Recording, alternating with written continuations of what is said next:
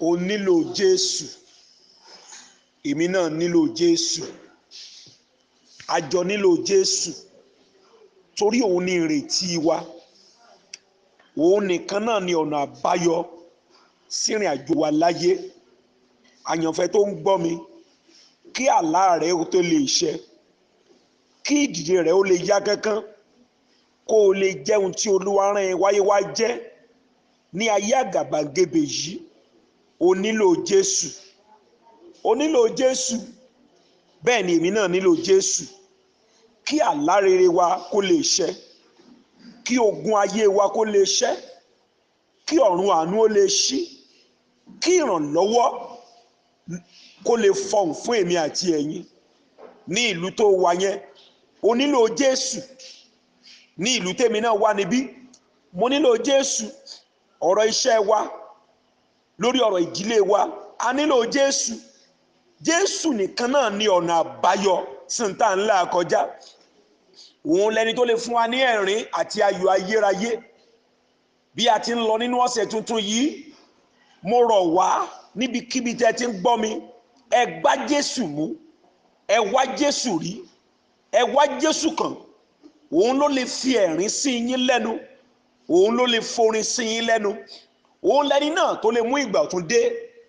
Ẹ gba Jésù bí Olúwa àti olùgbàlà, ẹ di òpó rẹ̀ mú, kò ní ṣe ohun tẹ́ ń là kọjá, ṣebí òun nìkan náà ni ìrètí yín.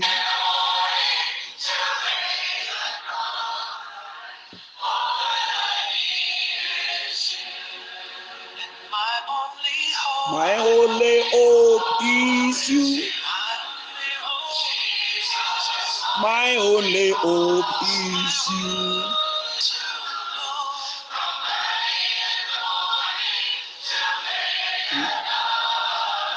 My only hope is you. My only peace is you.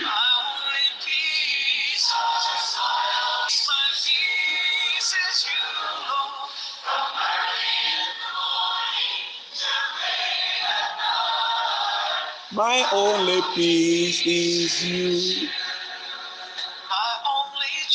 My only joy is you.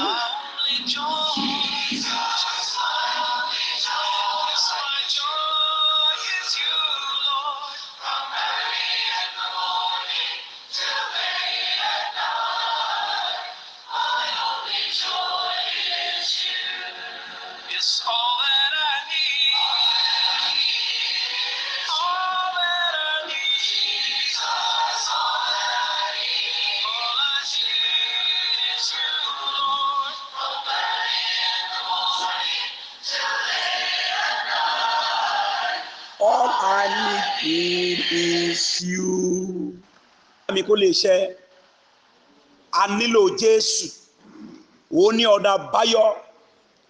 Ẹja gbójúgbò nù nǹkan ayé, ká máa wo Jésù. Gbogbo ohun tá a fẹ́ dà, tá a fẹ́ jẹ́ láyé, inú Jésù ló wà. Nínú ìrìn ọ̀sẹ̀ tuntun tá a wọ̀ yìí, nínú ìrìn àjò ọ̀sẹ̀ tuntun yìí, ẹja jọ wá Jésù ní àwárí. Ẹjẹ́ àrọ̀ mọ́ Jésù, ẹjẹ́ di òpó Jésù mú, kí àlá rẹ àti àlá mi kó lè ṣẹ. Má gbàgbé pé nínú ìrìn àjò ọ̀sẹ̀ yìí, àwọn ìkookò ń bẹ níbẹ̀, àwọn apamọ́lẹ́kúnjayé ń bẹ níbẹ̀, àwọn tó máa ń wólé ọlá ń bẹ níbẹ̀, àwọn tó lè sọ ọ̀sán di òru wọ́n ń bẹ níbẹ̀. Èmi rẹ nínú Jésù, kí àlá wa kó lè ṣẹ. Ǹjẹ́ bí a ti wá tuntun yìí, Olúwa rán mi, mo dẹ̀ jíṣẹ́ pé o ò ní farapa, o ò ní rí ogun ẹkún, o ò ní rí nǹkan ìbànújẹ́. Jésù yóò wà níbẹ̀ fún ọ láti bá ìní rẹ pàdé. Kò ní jẹ́ kí àwọn ìkookò tí wọ́n bí ẹ sí lọ́wọ́ kó rí ẹ pa jẹ. Olúwa ní kí n sọ pé àlá tiẹ̀ náà yóò ṣẹ. Ìlérí àti májẹ̀mú Olúwa fún ẹ kò ní yẹ̀. A ó gbé wọn náà dìde lórúkọ Jésù Olúwa wa. Gbólóhùn àdúrà ìkan ló máa gbà bó ti lọ nínú àjọ ọjọ́ tuntun, nínú ìrìn àjò ọ̀sẹ̀ tuntun. Wàá máa pariwo pé Jésù rántí èmi náà. Wo bí a kò bá rántí rẹ, ó léwu púpọ̀. Wàá máa pariwo pé nínú ìrìn àjò ọ̀sẹ̀ yìí, Jésù rántí mi, fàánú dáhùn àdúrà mi. wàá máa pariwo mo ti lọ́nu ọ̀sẹ̀ tuntun yìí Jésù rántí mi kó sì fi àánú dáhùn àdúrà mi. Bí o ti rí àdúrà yẹn gbà ó padà wá jẹ́rìí ságbá Ọlọ́run lórúkọ Jésù Olúwa wa. Àyànfẹ́ gbọ́ ilé yìí ọjọ́ Sunday mọ́ ni àjọ̀dún ṣọ́ọ̀ṣì wa ṣọ́ọ̀ṣì yìí àbí ṣọ́ọ̀ṣì mi ṣọ́ọ̀ṣì yìí náà kọ́ ni ọjọ́ Sunday náà ni inú mi yóò dùn ayọ̀ mi yóò kún tí bá rí àwọn èèyàn gidi bíi yín lẹ́gbẹ̀ẹ́ mi tí a jọ ń jó lọ sọ́tún tá a jọ ń jó lọ sósì lọ́jọ́ yẹn ó máa nítumọ̀ wò ó inú mi yóò dùn láti láǹfààní láti nírú yín. Mo mọ̀ pé ọ̀nà pọ̀ mo mọ̀ pé iṣẹ́ pọ̀ níwájú yín ṣùgbọ́n tí mo bá nírú yín lẹ́gbẹ̀ẹ́ mi lọ́jọ́ náà àwọn èèyàn á mọ̀ pé mi náà léèyàn lẹ́yìn bí n bá nírú yín lẹ́gbẹ̀ẹ́ mi tá a jọ ń jó níbi pẹpẹ àwọn èèyàn yóò mọ̀ pé Pastor Praise Obamisaye náà léèyàn. Inú mi yóò wá dùn pẹ̀lú bí ọ̀nà yín ṣe pọ̀ tó tí ẹ bá lè yí Ọlọ́run sí nínú ayé tèmi kékeré yìí náà ẹ wá gbọ́ o níbi táyì náà bá dé láyé ọ̀dá ènìyàn rere kò ní wọ́n yín lọ́jọ́ tí ẹ bá ń retí kí ẹnìkan ó dìde ràn yín lọ́wọ́ ẹgbẹ̀rún èèyàn yóò dìde yóò ràn yín lọ́wọ́ a ó sì fa ọmọ yín lórí sókè láyé. Ẹ wá gbọ́ o ní ìkòríta táwọn ènìyàn ti ń ṣí ẹ̀yin náà rà ànúgbà ní ọjọ́ 12 Sunday táwọn ò lọ́ọ̀kan yìí náà ni ní aago 11 gbogbo ọ̀nà ló já sí ìjọ Chapel of Power.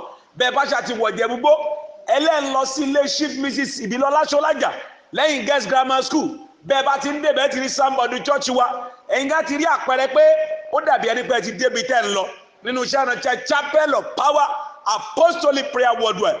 Àwọn máa retí yín o lágbára lọ́wọ́ Ọlọ́run ẹ̀yin náà yóò lọ́jọ́ ẹ̀yẹ ẹ̀yin tẹ̀sí lọ́jọ́ ẹ̀yẹ síwájú ìṣẹ̀lẹ̀ tó ń yẹ ọjọ́ ayọ̀ kò ní ṣẹlẹ̀ lórí ọ̀rọ̀ tiyín. Ẹ má wá gbá ìpè lọ́jọ́ yẹn ẹ máa láǹfààní sí ọ̀rọ̀ tẹ̀mí Olúwa tó mi pé ká gbàdúrà sí. Ìkejì program tí mo ti ń ṣe bọ̀ láti ọjọ́ kìíní oṣù kọkànlá a máa ṣa gbogbo ẹ̀jọ́ sínú sídì a fi ta gbogbo àwọn tó bá ti wá lọ́rẹ̀ pátápátá. Ẹ wá gbọ́ o àdúrà mi àárọ̀ ọ̀sán alẹ́ lórí yín kò ní lọ lásán. Orúkọ mi ò máa tiẹ̀ dẹ̀ yí padà ṣá Pastor Praise Obamisaye náà ni máa jẹ́ láyé. Bàbá ní tí mo bá ti délé tí mo bá ti ṣe dáadáa tí mo bá ti páàsì ó ní tí mo bá ti wíìnì ó lóun yóò fún mi lórúkọ mi ó ní ṣùgbọ́n kí n máa manage Pastor Praise Obamisaye ìdí yẹn tó pé àwọn méjì tá à ń jẹ orúkọ yẹn náà Pastor Praise Obamisaye náà ni èmi nìkan náà fún kí n máa jẹ. So ẹ lè pè sórí aago yẹn 08055951129 bẹ́ẹ̀ bá gbá yẹn tí ò bá wọlé ẹ tún gbá ilé yìí wọlé 08065985795 kò wá ní burúburú kíkan mọ́ lọ́nu méjèèjì.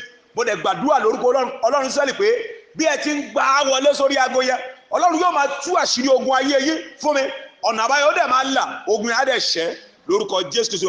Má gbàgbé Jésù nìkan ló nílò nínú ìrìnàjò láyé kí àlá rẹ kó lè ṣẹ. Àlàáfíà ni fún yín.